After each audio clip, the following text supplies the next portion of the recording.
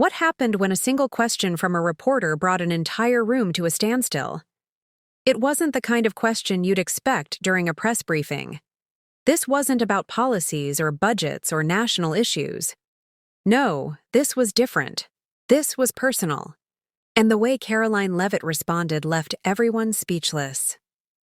It started as any press briefing would. Karoline stood at the podium, calm and composed, addressing the reporters with clarity and confidence. Questions were asked, answers were given. Typical, predictable. But then, just as it seemed the briefing was winding down, a reporter raised his hand. His question, dripping with sarcasm, shattered the routine. "No cross today?" he asked loudly, his smirk barely concealed. "I guess the faith was just a prop, huh?"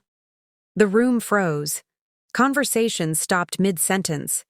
Fingers hovered above keyboards. You could almost hear the collective intake of breath as dozens of eyes turned to Karoline, waiting for her reaction. The atmosphere was heavy, tense, as though everyone knew a line had just been crossed. Karoline stood there, the faintest pause before she spoke. "Next question, please." "It's irrelevant," she said calmly, her tone unwavering. But the reporter wasn't finished. "Irrelevant?"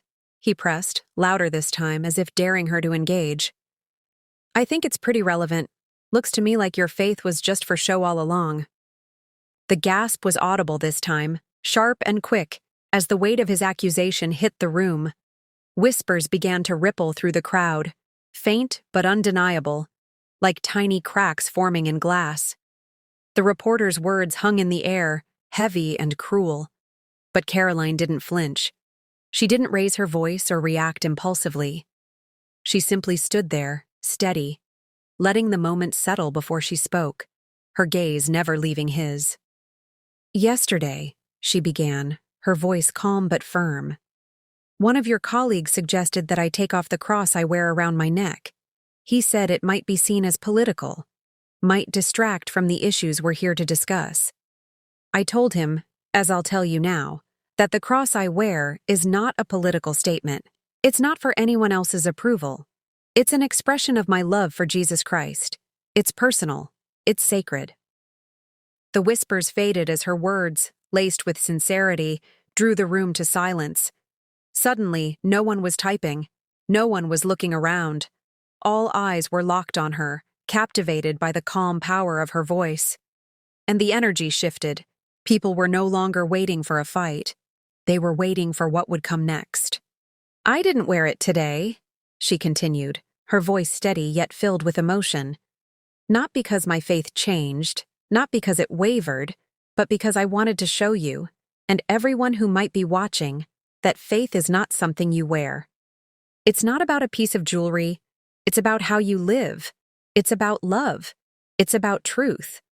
And what's truly disgusting," she added, her voice unwavering, "is you mocking that." The room was so silent now, you could have heard a pin drop. One by one, reporters lowered their pens, their laptops, their cameras, until it seemed as if every single person was holding their breath. Even the reporter in question had fallen silent, his smug expression replaced by something that looked almost like regret. But Karoline wasn't done. "Faith," she said, addressing the entire room now, her voice rising just slightly, "isn't about symbols. It's not about impressing anyone. It's about how you carry yourself, the choices you make, the way you treat other people. And it certainly isn't something up for debate in a press briefing." Her gaze swept across the room, holding attention like a magnet. "You see, my faith doesn't live in a cross around my neck. It lives here," she said, touching above her heart. "It lives in the compassion I have for others, in the integrity I strive to maintain, in the truth I choose to speak even when it's inconvenient. A necklace is a reminder, yes, something deeply meaningful to me, but it is not the essence of who I am or what I believe." The room was suspended in silence, her words hitting with the force of a hammer. No one dared look away. Even those who might have come in with criticism or doubt wore expressions of quiet reflection. Karoline's conviction was unshakable, her voice unyielding. And as she spoke, you could feel the tide beginning to turn. What saddens me, she continued, her voice softening but no less powerful, is that we live in a time where faith in any form, is so misunderstood, so quickly mocked. And I feel sorry for those who choose to tear it down, because they've missed the point entirely. Faith isn't loud. It doesn't demand to be seen or celebrated or approved of by others. It quietly sustains you. It gives you peace when everything around you is chaos. And it gives you strength when people try their hardest to take it from you. For a brief moment, she was quiet, letting the gravity of her words settle. Then she turned back to the reporter who had started it all.